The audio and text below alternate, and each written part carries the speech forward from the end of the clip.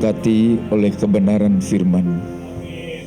Pengurapan Allah ada pada setiap kami.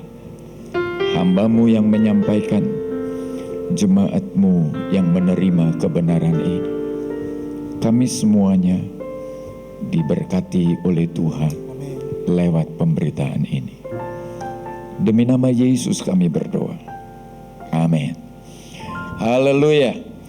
Puji Tuhan, saudaraku, saya kaget ya. Karena kita sudah tiba pada kitab 1 Raja-Raja. Itu artinya perjalanan kita sudah berjalan agak jauh. Dan saudara-saudara, tentunya kita akan bertanya, kalau kita baca 1 Raja-Raja, nanti ada 2 Raja-Raja dan seterusnya. Ada kesulitan-kesulitan tertentu yang mungkin saja ada di pikiran kita ketika kita membaca bagian-bagian itu. Saudara-saudara, nggak usah bingung. Kenapa? Karena di sekolah-sekolah Alkitab, mereka yang belajar ini pun juga sama kayak kita, gitu ya. Jadi tenang saja, baca saja bagian demi bagiannya sampai nanti kita paham. Nah, secara cepat saya akan tunjukkan kepada Bapak Ibu kenapa kitab ini diberi nama Raja-Raja. Kalau dia diberi nama Raja-Raja, saudara-saudara, itu karena dalam kitab ini sebenarnya ditelusuri berbagai peristiwa tentang Raja Israel yang bernama Daud di usia tuanya. Kemudian proses transisi dari Daud yang sudah tua ke anak selanjutnya yang akan menggantikannya sesuai dengan janji Tuhan bagi Daud. Dan kemudian anak yang dijanjikannya itu menjadi raja. Lalu setelah itu kita lihat kerajaan itu kemudian terpecah menjadi 2. Nah, karena Bapak Ibu sudah sampai pasal 17, itu artinya sudah lewat perpecahan itu. Lebih enak saya memberikan penjelasannya. Kalau begitu kita langsung cepat saja, kita lihat 3 peristiwa penting. Nah, next slide. Ke bagian, oke, lanjut. Nah, ini dia. Saudara, 3 peristiwa penting ini. 1, tentang proses transisi kepemimpinan. Yang kedua, bagaimana Salomo menjadi pemimpin Israel. Kemudian yang ketiga adalah pecahnya kerajaan itu. Kita mulai saja dulu dengan Daud di masa tuanya. Oke, sudah kita lihat semua. Nah, itu saya kasih titik-titik saudara-saudara karena itu nanti yang akan kita bahas. Jadi kita mundur dulu ke slide berikut. Sebelumnya di poin yang pertama itu, masa tua Daud dan matinya serta pengangkatan Salomo menjadi raja menggantikan Daud. Saudara-saudara, mungkin banyak orang bertanya, saya sudah baca Alkitab sejauh ini, apa sih sebenarnya yang Tuhan ajarkan untuk saya lewat pembacaan ini? Kenapa? Karena nanti kalau kita sampai di Amsal, baru kita ketemu petunjuk praktis tentang hidup bijaksana dan bagaimana takut akan Tuhan. Tapi ketika kita baca Kejadian sampai 1 Raja-Raja ini, ketemunya, waduh, serem-serem lah Bapak Ibu ya. Apalagi 1 Raja-Raja ini serem banget. Nah, saya mau Bapak Ibu mengerti, sebenarnya melalui berbagai tokoh yang ada di dalam Alkitab itu, Tuhan memberikan kita cermin untuk kita melihat apakah tokoh-tokoh itu bisa menjadi panutan atau tidak. Itu kalau bicara figur. Tapi kalau kemudian kita bicara peristiwa, apakah melalui peristiwa itu saya bisa menarik pelajaran tertentu atau tidak? Tapi kalau melalui rangkaian peristiwa, maka kita bisa bertanya, apakah hidup saya sudah seperti itu? Nah, dari situlah saya mau kita belajar tentang 3 hal penting dalam 1 Raja-Raja ini. Nah, saudara, ternyata ketika kita membaca 1 Raja-Raja pasal 1 ayat 1, Daud yang seorang raja sekalipun tidak dalam posisi siap. Mari kita lihat 1 Raja-Raja pasal 1 ayat 1. Saudaraku, kalimatnya berkata begini: Raja Daud telah tua dan lanjut umurnya, dan biarpun ia diselimuti, badannya tetap dingin. Saya berhenti dulu sampai di situ. Apa yang kita bisa belajar dari situ? Yang kita bisa belajar dari situ adalah bahwa kalau Tuhan izinkan, maka setiap orang akan menjadi tua. Amin. Kalau Tuhan izinkan. Tapi tua bukan berarti bijaksana saja. Tua juga berarti kondisi fisik akan menurun. Ketika kondisi fisik akan menurun, maka yang namanya penyakit nggak usah dicari-cari.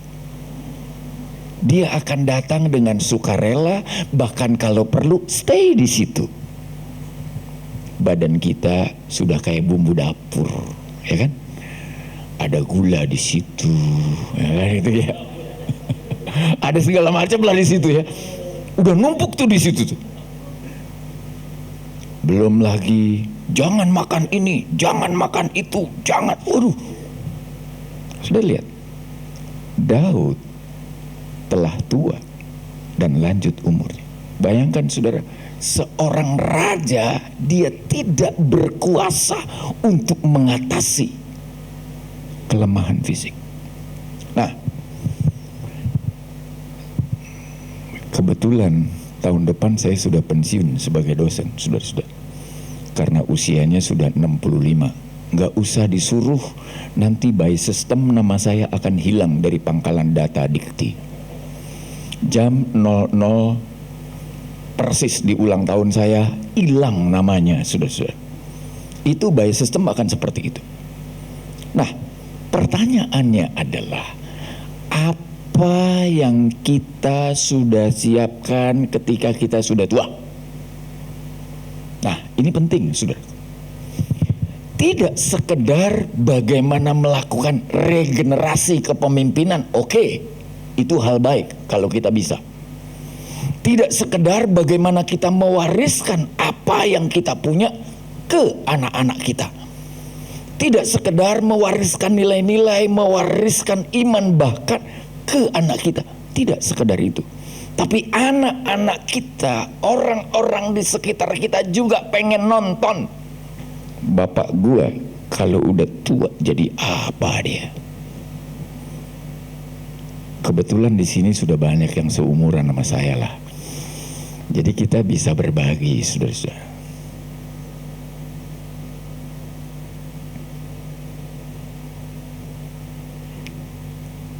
Kalau banyak anak, banyak rezeki, itu dulu.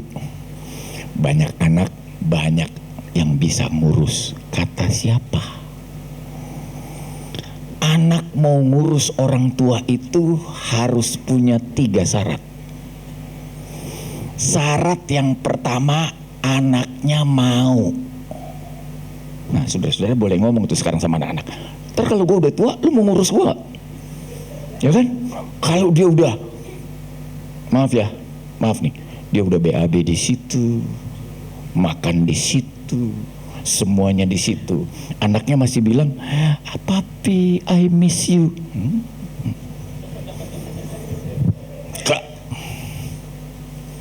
Kak, sudah. Itu kalau punya anak, saudaraku.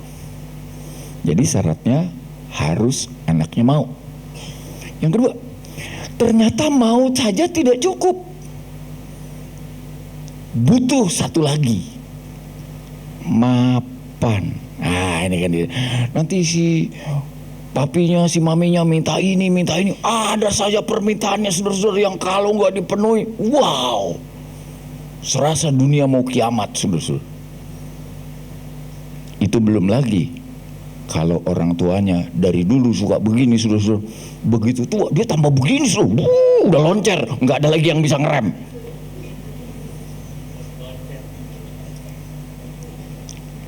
Udah lama nih bahasa loncer nggak muncul ya, saudara.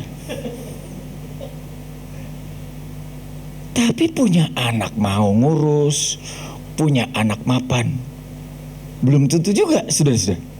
Karena harus ada yang ketiga. Yang ketiga ini adalah gabungan dari keduanya. Mapan, mau ngurus dan mapan, lalu dia punya hati. Anak ini ingat, dulu saya diapa-apain sama dia. Sekarang saatnya saya melakukan hal yang baik untuk dia. Bapak Ibu, coba tolong lihat sebelah saudara, tanya, anak lu gimana?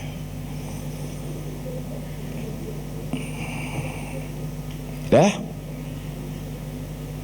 Itu Daud. Jadi sudah lihat ya, di fisiknya yang sudah mulai melemah, dia menghadapi kendala fisik yang luar biasa. Dan saudara-saudara, nanti saudara bisa tanya sama Bapak Gembala saudara dan Ibu Gembala saudara, ya. Saya mengamati saudara-saudara, ada banyak hamba-hamba Tuhan ketika dia sudah mulai tua, kondisi fisiknya sudah tua, sedih sudah.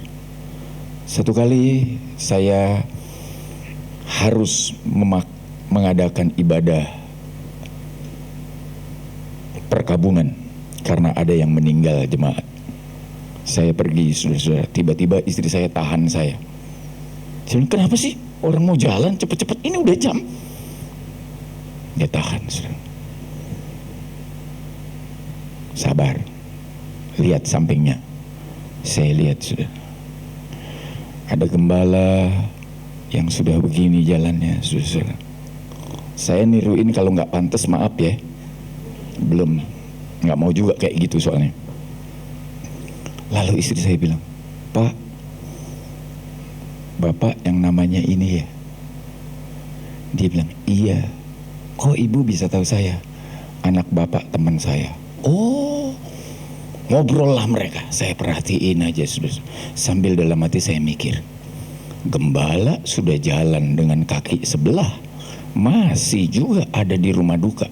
Saya yang tanya, Bapak mau ngapain, Pak? Oh, ada jemaat yang meninggal, saya harus layani. Kalau Nathanael yang melayani masih jalan 2 kaki, saudara. Ini jalan 1 kaki. Dalam hati saya pulang, saya berpikir sambil mikirin Daud yang udah tua umurnya gitu, saudara, dan badannya sudah lemah. Saudara, sekarang saudara pikirin ini dia nih, gembala dan ibu gembala, sudah. Satu kali dia akan ada di posisi saya yang sudah tua, dan fisiknya mungkin tidak segagah sekarang. Pikirin tuh dia mau ngapain.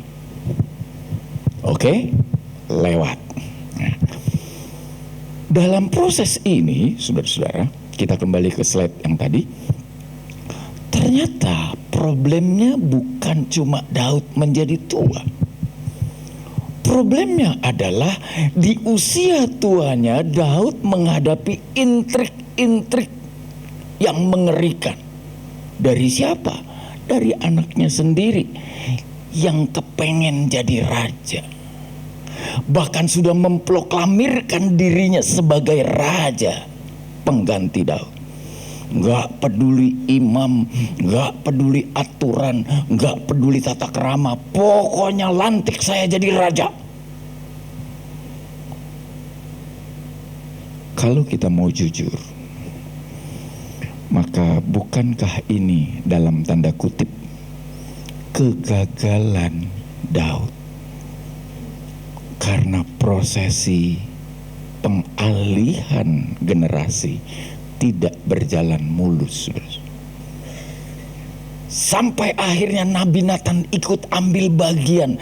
Nabi Nathan mengatur waktunya supaya yang dilantik adalah Salomo seperti janjinya kepada Tuhan. Saudara-saudara, buat saudara yang di masa tuanya dan tidak menghadapi intrik-intrik seperti ini, puji Tuhan. Tapi saya pernah ketemu orang tua yang bingung. Pak Nathan, ngopi yuk. Oke. Apa susahnya ngopi? Orang tinggal di Teguk. Tapi persoalannya adalah, masa saya neguk terus? Kan gak mungkin. Ada waktunya setelah di Teguk, berhenti dulu, menikmati nikmatnya kopi, lalu ngobrol. Nah, ngobrolnya ini saudara-saudara, dia bilang, saya dalam kegalauan, punya 3 anak, dan 3-tiganya puji Tuhan pandai berbisnis. Lalu 3-tiganya ngomong begini, saya nggak mau warisan. Saya pusing, Pak. Saya kan kerja, saya berusaha, saya buka perusahaan. Tujuannya untuk menghidupi anak-anak saya, dan kalau nanti sudah besar dan sebagainya, saya bisa wariskan. Tapi sekarang anak-anak saya ngomong nggak peduli. Kita semua sudah bisa membangun bisnis masing-masing. Kira-kira saya mau bagaimana ya, Pak? Tadinya saya mau bilang begini, kasih saya aja. Kan nggak tega ya saudara-saudara ya, nggak tega saya. Kalau dikasih ke saya langsung beres hari itu, ngopinya selesai cuma 5 menit saudara-saudara. Tapi saya bilang, kira-kira Bapak condong kemana? Saya nggak ada condong kemana-mana. Orang 3-tiganya hebat-hebat, Pak. Ya sebutlah nama-nama perusahaan. Wah, keren-keren ini. Terus Bapak gimana? Saya juga lagi bingung. Kan nggak mungkin saya tua terus gini. Anak saya udah bilang nggak ada urusannya. Mau dikasih siapa kayak, mau diapain kayak, bodoh amat. Saya bilang begini, kalau begitu, ini saatnya Bapak mengabdi kepada Tuhan. Kalau seumur hidup engkau nggak pernah peduli Tuhan, hari ini seluruh asetmu bikin surat wasiat, kasih ke gereja. Wah, jangan. Nah, kan susah saudara-saudara kalau udah bilang, wah jangan. Siapa bilang tidak punya konflik? Ini konflik, saudara. Itu kalau anak-anaknya baik, saudaraku. Tapi kalau anak-anaknya belum apa-apa, ntar kalau bapak kita mati, siapa yang ngambil rumahnya? Lu boleh ngambil rumahnya, gua ngambil perabotnya. Yang satu bilang, lah gua kebagian apa? Lu kebagian bayar utangnya. Bu, kagak mau lah begitu. Amin. Susah ya kalau udah mulai masuk yang susah-susah begini, saudara. Salomo untuk naik ke jenjang itu, saudaraku, dia menghadapi intrik karena Daud sudah terlanjur dimakan usia. Tua tidak berarti langsung bijaksana. Tua tidak berarti bebas dari segala tuntutan. Justru sebaliknya, tua menghadapi kelemahan fisik dan problem yang belum selesai. Doa saya kepada Tuhan, mari beriman kepada Tuhan.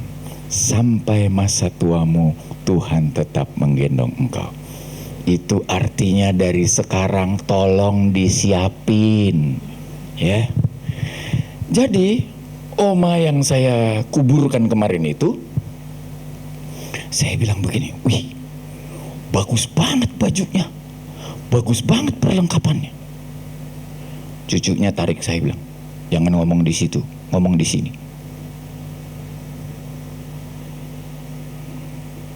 Opa tahu nggak apa yang terjadi dengan oma? Enggak. Jauh sebelum dia mati, dia ukur baju untuk dia. Bayangin, dia pergi ke modiste. Dulu istilahnya modiste. Dia taunya modiste, saudara-saudara ya. Dia ukur bajunya, dia pilih bahannya, dia siapin semuanya. Maaf, sampai ke baju-baju dalamnya pun dia beli baru, saudara. Dia taruh dalam satu box. Lalu dia tulis, kalau saya tidak ada, ini pakaian yang harus saya pakai. Padahal saya belum lama mendoakan rumah yang dibeli oleh si nenek ini. Saya tanya, berapa oma beli rumah ini sama tanahnya? Ya, Pak Nathanael tahulah, kalau daerah Sunter kompleks yang begini kira-kira di pasaran berapa? Ya antara 2 ke atas lah. Ya begitulah. Terus saya tanya, itu warisannya opa dulu ya? Oh enggak, kata siapa? Enggak, itu saya kerja dulu. Oh, bahkan sampai tua ini saya masih kerja. Oh ya? Lalu dia cerita segala macam. Dia punya uang sedikit, beli logam mulia. Dia punya uang sedikit, beli logam mulia. Terus begitu. Lalu ketika logam mulianya udah mulai berat dan dia nggak bisa ngangkat, dia jual. Dia beli rumah. Sekarang saya tanya sama cucunya, siapa yang tinggalin? Itu mama saya sama mami saya lagi berunding. Yang disebut mama itu ibu kandungnya, yang disebut mami itu kakak dari mamanya. Anaknya 3, sudah meninggal 1, tinggal 2. Mereka lagi berunding. Cuma kayaknya karena saya yang biasa ngurus oma, saya diizinkan untuk tinggal di situ dengan membayar ke mama sama mami. Bayangkan Bapak Ibu, dia siapin. Terus saya tanya, lah tanah makamnya? Nah itu yang dia belum. Kenapa? Kan dia tadinya tinggal di Cipanas, jadi tidak jauh dari rumah sakit umum Cipanas itu. Vilanya dia jual, ditambah yang tadi susah ditimbang tadi, dia beli rumah di Sunter, dia tinggal dekat anak cucunya. Dan kemudian saudara-saudara, ketika dia meninggal, semuanya itu sekarang cuma satu yang diingat sama cucunya, box. Akhirnya box itu dibuka. Ketika box itu dibuka, isinya ya seperangkat itu tadi. Jadi waktu saya bilang, wow keren si oma. Coba tanya sebelah saudara, udah beli baju belum?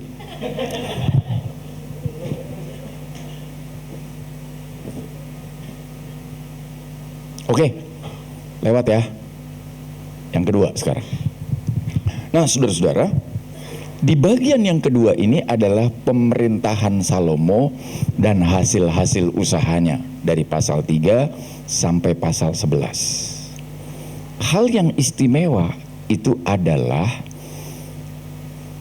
Salomo dipercaya Tuhan untuk membangun rumah Tuhan. Kenapa Daud tidak diizinkan? Karena tangan Daud berlumuran darah. Nanti kalau kita baca Tawarik, nanti kita ketemu di situ ya. Nah, Jadi Tuhan melarang Daud, tapi memberikan otoritas itu pindah. Karena status rajanya juga sudah pindah, maka otoritas spiritualnya juga pindah. Salomo diizinkan Tuhan membangun rumah Tuhan. Saudara-saudara sudah baca itu semua. Dan yang paling luar biasa adalah kemuliaan Tuhan yang turun ketika tempat itu ditabiskan. Semua orang, saudara-saudara, tidak bisa berdiri lagi karena hadirat Tuhan hadir. Itu klimaksnya Salomo. Sayangnya, ini dia. Di pasal 11 kita bertemu dengan sebuah kisah yang dalam tanda kutip jelek banget. Tapi kita mau belajar dari sini, saudara-saudara. Yuk kita lihat pasal 11. Dalam 1 Raja-Raja pasal 11. Sudah? Adapun Raja Salomo mencintai, bukan, itu pasal 11 ayat 1, bukan pasal, itu ya. Adapun Raja Salomo mencintai banyak perempuan asing. Di samping anak Firaun, ia mencintai perempuan-perempuan Moab, Amon, Edom, Sidon, dan Saya berhenti dulu sampai di situ. Saudara, mungkin ini sudah dilupakan oleh para raja Israel. Tentang apa? Tentang persyaratan yang Tuhan minta kalau satu waktu orang Israel minta raja. Jadi saya skip itu di situ karena nanti kita akan banyak lihat jeleknya, saudara-saudara, sehingga setiap kali sampai pada satu raja-raja ini orang bertanya begini, kira-kira Salomo masuk surga nggak? Ya, pertanyaannya kayak gitu, dan saya tidak mau menjawab pertanyaan itu. Saya mau kita ke Ulangan pasal 17. Saudara-saudara, Ulangan pasal 17. Mundur dulu, saudara-saudara, jauh sekali. Ini bagian-bagian yang kita sudah pernah lewati, dan mudah-mudahan kita bisa menemukan kebenaran di situ tentang raja. Baik, saya baca Ulangan 17 ayat yang ke-14. Apabila engkau telah masuk ke negeri yang diberikan kepadamu oleh Tuhan Allahmu dan telah mendudukinya dan diam di sana, kemudian engkau berkata, aku mau mengangkat raja atasku seperti segala bangsa di sekelilingku, maka hanyalah raja yang dipilih Tuhan Allahmu yang harus kau angkat atasmu.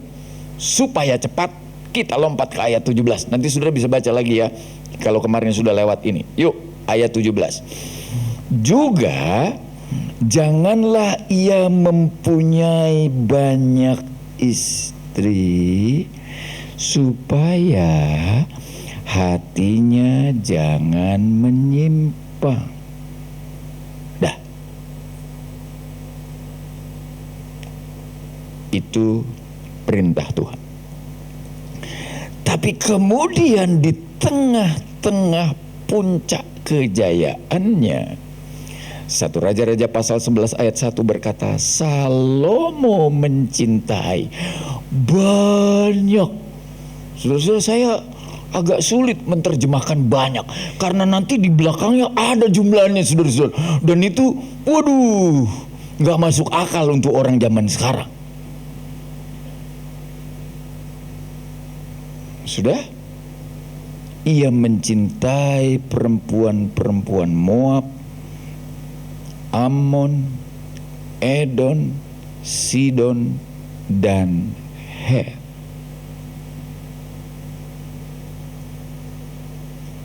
Jadi apa yang dikhawatirkan Tuhan sejak awal?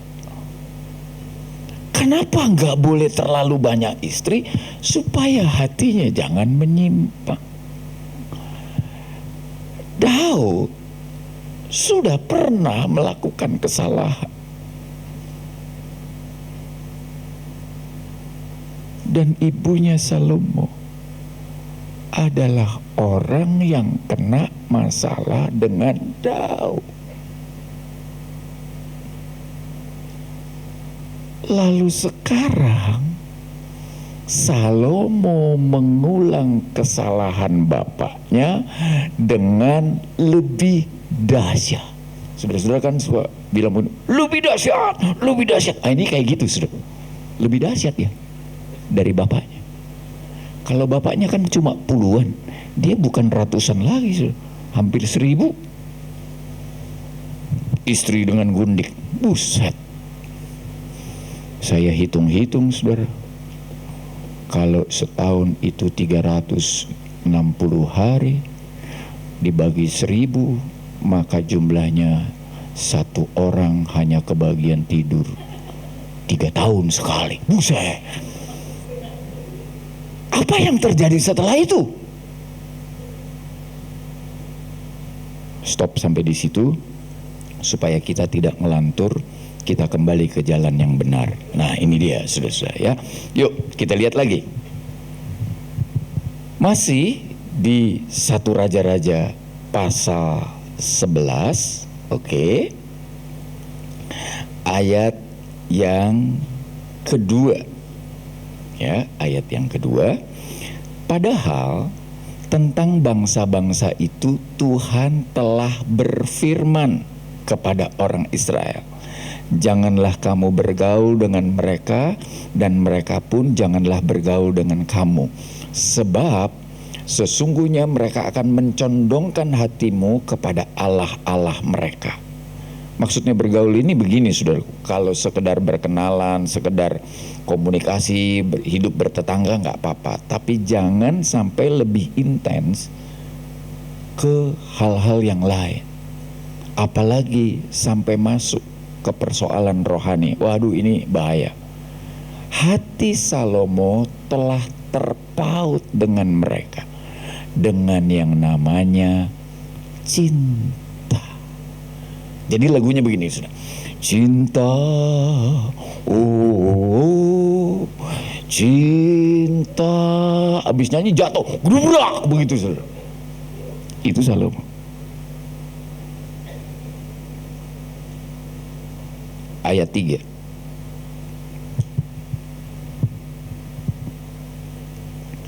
Ia mempunyai 700 istri. Bukan orang biasa loh, saudara. Dari kaum bangsawan, dan 300 gundik. Istri-istrinya itu menarik hatinya daripada Tuhan. Tadi kita belajar hari tua Daud, nah sekarang kita belajar hari tuanya Salomo. Lihat.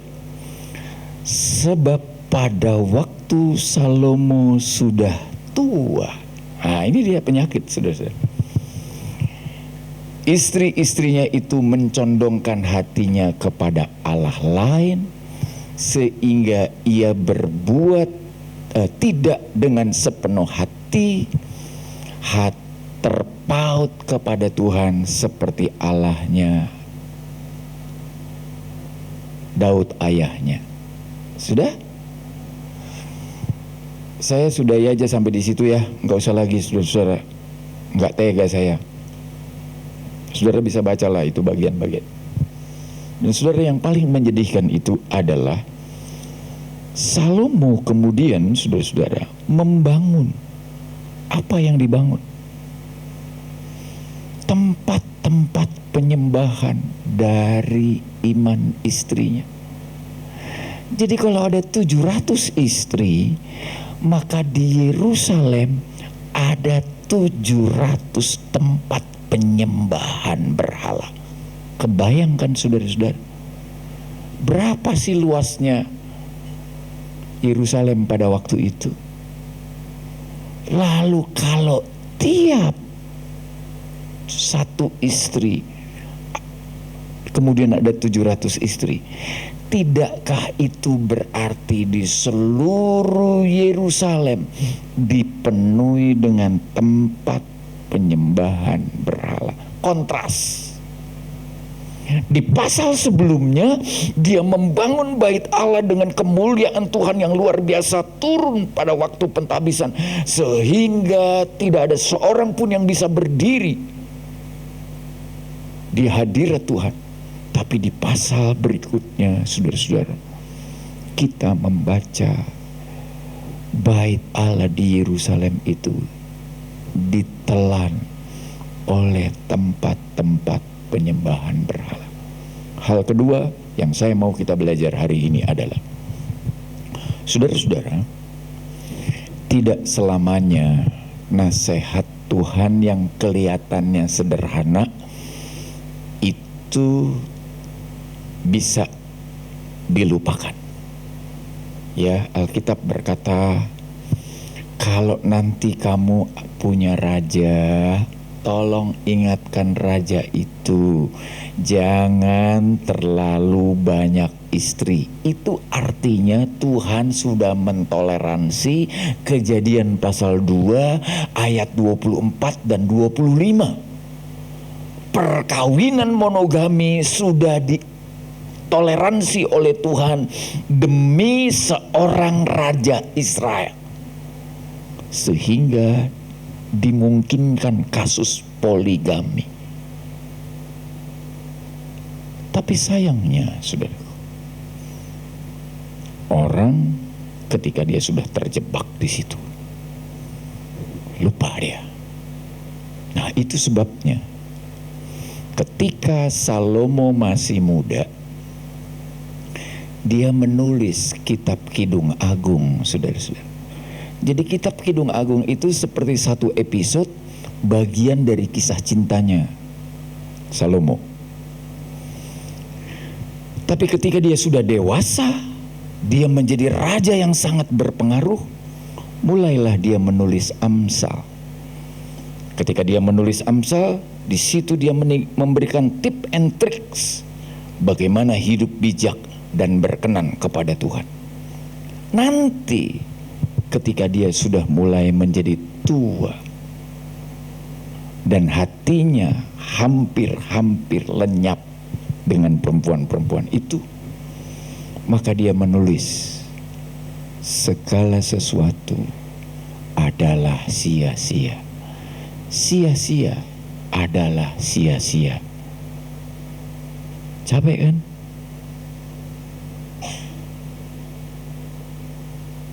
Ini tokoh yang dari sini kita bisa belajar banyak, saudara-saudara.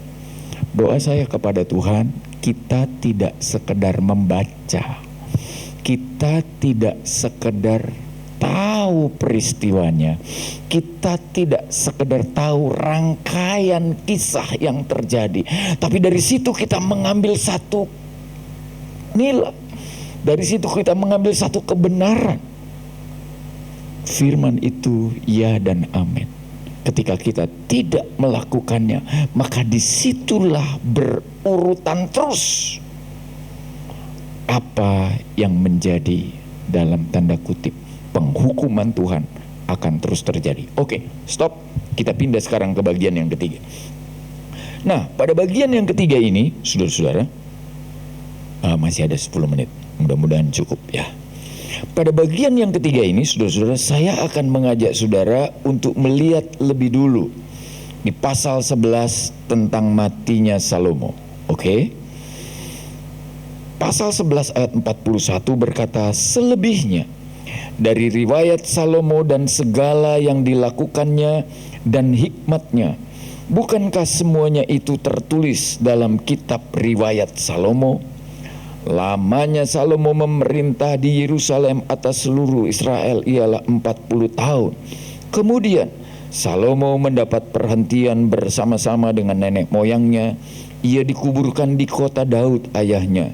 Maka Rehabeam anaknya menjadi raja menggantikan dia. Nah, Rupanya prosesi untuk Rehabeam menjadi raja itu tidaklah mulus. Kenapa saya sebut tidak mulus? Karena sebelumnya sudah terjadi intrik-intrik lain tentang seseorang yang bernama Yerobeam. Nah, saudara-saudara, itu sebabnya ketika Rehabeam dilantik dan Yerobeam sedang dalam pengasihan, dia pulang, dia tuntut. Singkatnya, kalau saudara masih ingat dalam 1 Samuel pasal 2 Samuel ya, itu 2 Samuel pasal 1 sampai pasal 4, itu Daud berkuasa atas Yehuda, baru kemudian dia berkuasa atas Israel. Nah, ini menjadi benih, dan benih ini 80 tahun kemudian ketika Salomo mati, benih ini tumbuh subur. Singkatnya, kerajaan itu akhirnya terpecah menjadi 2. Keturunan Salomo memerintah di Yerusalem, tapi tidak pakai nama Israel. Saya ulang ya saudara. Keturunan Salomo memerintah di Yerusalem, tapi tidak pakai nama Israel. Ibu kotanya Yerusalem, ya, tapi kerajaannya bernama Kerajaan Yehuda. Sebaliknya, Israel yang 10 suku itu menggunakan nama Israel. Namanya dia dapat, tapi ibu kotanya dia nggak dapat. Ibu kota kerajaan Israel itu ada di Samaria. Sejak itulah permusuhan antara orang Yehuda dengan orang-orang Samaria terus berlanjut sampai kita baca Yohanes pasal 4. Waktu perempuan Samaria itu berkata, "Kamu kan orang Yahudi, kenapa kamu menegur aku? Bukankah di antara kita tidak boleh?" Seperti itu, saudara. Efeknya sudah beratus-ratus tahun kemudian masih berlanjut. Nah, saudara-saudara, saya tidak membaca lagi beberapa ayatnya, tapi secara cepat saya mau mengatakan seperti ini, saudara-saudara. Kerajaan itu terpecah menjadi 2. Kemudian di sekitar tahun 700-an sebelum Kristus, Israel lebih dulu hancur oleh kerajaan Asyur. Jadi kerajaan Israel hancur oleh Asyur. Banyak orang berkata 10 suku ini habis. Sebenarnya enggak, saudara. Beberapa dari mereka yang punya famili di Yehuda, mereka eksodus ke Yehuda. Jadi keturunannya masih terjaga. Persis seperti pisah di Hakim-Hakim begitu. Nah, kemudian 100 tahun kemudian kira-kira, saudaraku, Yehuda dihancurkan oleh Babel. Sehingga 2 kerajaan ini akhirnya hilang. Jadi kalau Bapak Ibu baca raja-raja itu sebenarnya adalah kisah tentang ini. Yuk, next slide. Nah, ini dia, saudara. Kita mau lihat seperti apa raja dinilai oleh Tuhan. Saudara, setiap raja itu dinilai berdasarkan kesetiaannya kepada Tuhan. Kalau dia tetap setia, maka dia akan berhasil. Bukan saja dia, tapi seluruh bangsa itu akan menjadi berhasil. Jadi keberhasilan Israel tergantung pada kesetiaan Israel kepada Tuhan. Sebaliknya, penyembahan berhala dan ketidaktaatan terhadap firman itu yang kemudian mengakibatkan bencana. Saya skip sampai di sini dulu, saudara-saudara, karena saya mau kembali ke satu teks yang tadi kita sudah baca, Ulangan 17. Saya akan tunjukkan apa yang seharusnya dilakukan oleh raja-raja Israel. Nah, kemudian kita akan mengecek sebelum nanti masuk ke poin yang ketiga ini, apa saja yang sudah dilakukan dan apa yang tidak dilakukan. Oke, kita kembali ke Ulangan 17. Di Ulangan pasal 17, saudara-saudara, kita bertemu dengan kalimat yang bunyinya seperti ini. Sudah? Yuk, kita baca. Kalau tadi di pasal 17, sekarang kita baca ayat yang ke-18. Tadi 17, sekarang ayat 18. Apabila ia duduk di atas tahta kerajaan. Perhatikan baik-baik, saudaraku. Kalau seseorang menjadi raja atas Israel, maka haruslah ia menulis baginya salinan hukum ini menurut kitab yang ada pada imam-imam orang Lewi. Artinya seluruh hukum Taurat yang ada diberikan Tuhan kepada Musa dan kemudian itu secara turun-temurun tradisinya ada pada imam Lewi. Kenapa ini imam Lewi yang disebut? Karena Musa sudah tua dan sudah mendelegasikan itu ke Harun. Lalu gak lama di pasal 34 itu Musanya mati, jadi harus ke orang Lewi. Lanjut. Nah, dari kitab ini apa yang harus ditulis? Semua disalin ulang, saudara-saudara. Tujuannya apa? Tujuannya itu ada di ayat 19. Sudah? Itulah yang harus ada di sampingnya. Ulangan 17 ayat 19, itulah yang harus ada di sampingnya. Jadi nanti saudara bisa ngecek, raja ini ada itu enggak? Kalau enggak ada itu, berarti dia enggak bijaksana, saudara. Oke? Dan haruslah ia membacanya. Berapa lama? Seumur hidupnya. Untuk apa? Belajar takut akan Tuhan Allahnya dan berpegang pada segala isi hukum dan ketetapan ini untuk dilakukannya. Saya berhenti sampai di situ. Saudara-saudara, kalau sekarang kita nggak disuruh nyalin ya, saudara-saudara, karena udah ada salinannya. Kita sekarang disuruh baca aja, belajar aja. Sampai kapan, saudara? Seumur hidup. Supaya apa? Supaya kita belajar takut kepada Tuhan dan tetap berpegang pada perintahnya. Nah, kita kembali ke slide yang tadi.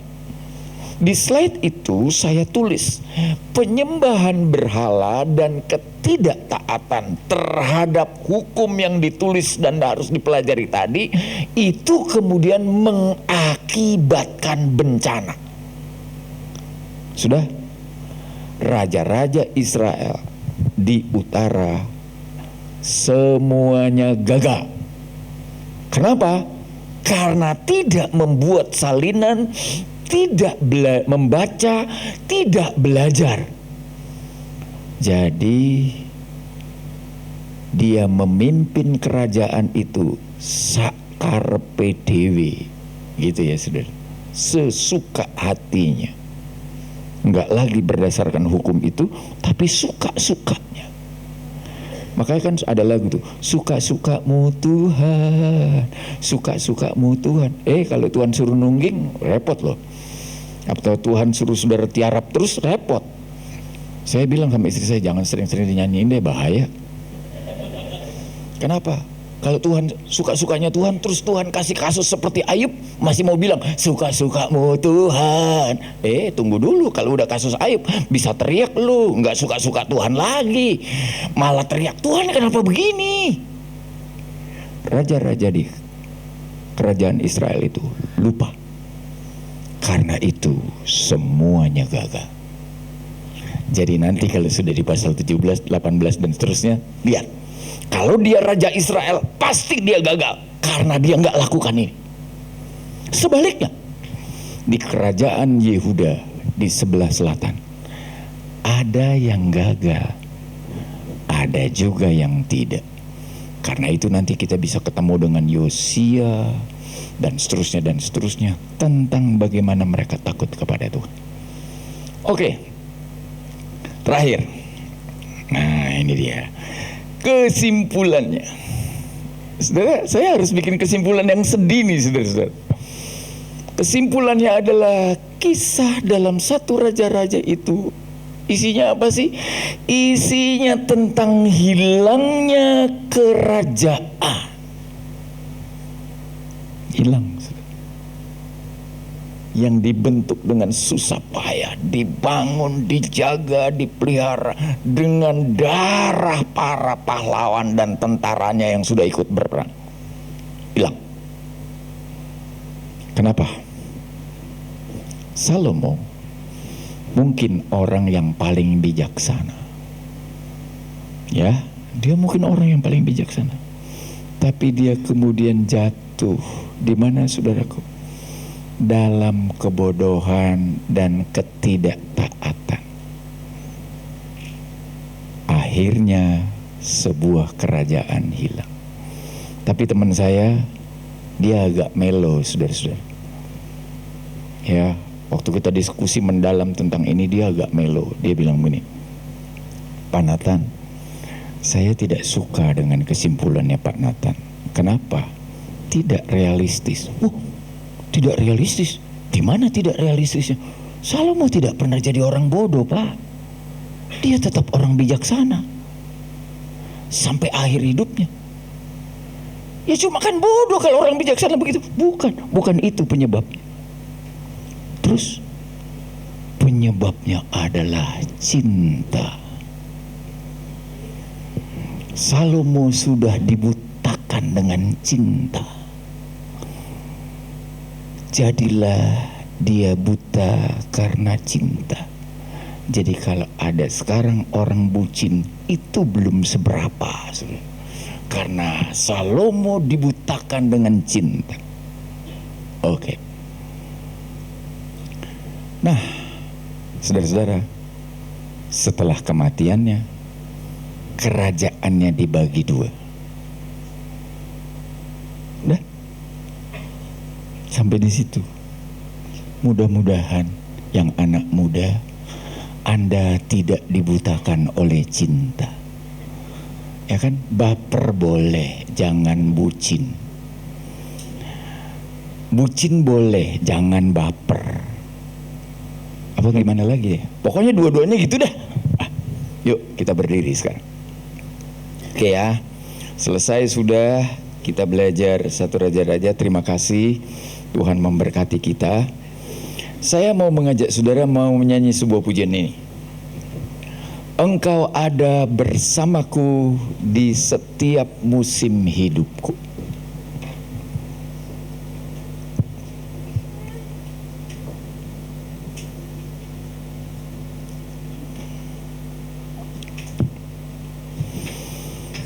Haleluya.